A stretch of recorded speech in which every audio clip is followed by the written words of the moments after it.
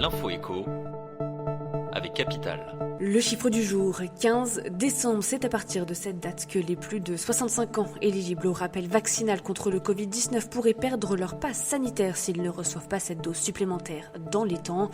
Comme l'a précisé le porte-parole du gouvernement, Gabriel Attal, mercredi 10 novembre, si vous avez plus de 65 ans et que vous avez été vacciné depuis plus de 6 mois et 5 semaines, alors votre QR code deviendra caduc en l'absence de rappel vaccinal. Si ce durcissement des conditions d'obtention du pass doit doper la campagne de rappel, les autres publics éligibles en raison de leur état de santé comme les immunodéprimés, comorbides ou encore les soignants, aides à domicile ou pompiers ne sont pas concernés.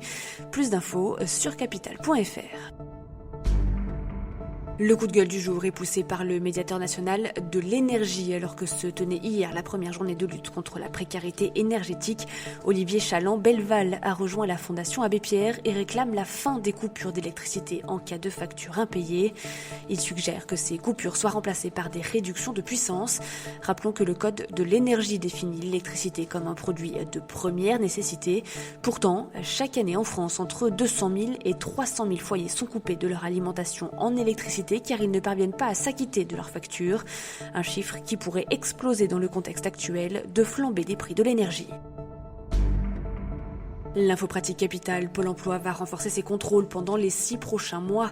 Comme l'a annoncé la ministre du Travail, Elisabeth Borne, mercredi 10 novembre, 600 conseillers de l'opérateur public devraient réaliser 250 000 contrôles entre décembre 2021 et mai 2022, soit 50 000 de plus qu'en temps normal. Ces contrôles seront ciblés sur les demandeurs d'emploi qui souhaitent trouver un poste dans un secteur en tension, c'est-à-dire qui peinent à recruter.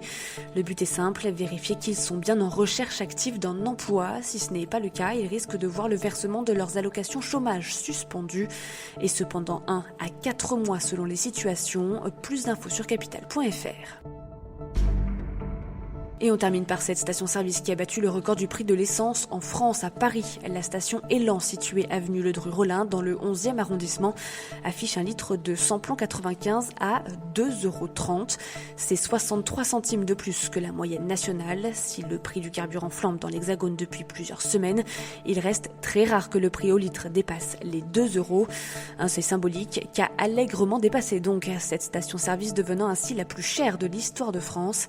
À noter que la station propose également le litre de diesel à 1,99 €, soit 43 centimes plus cher que la moyenne nationale. C'était l'info écho avec Capital.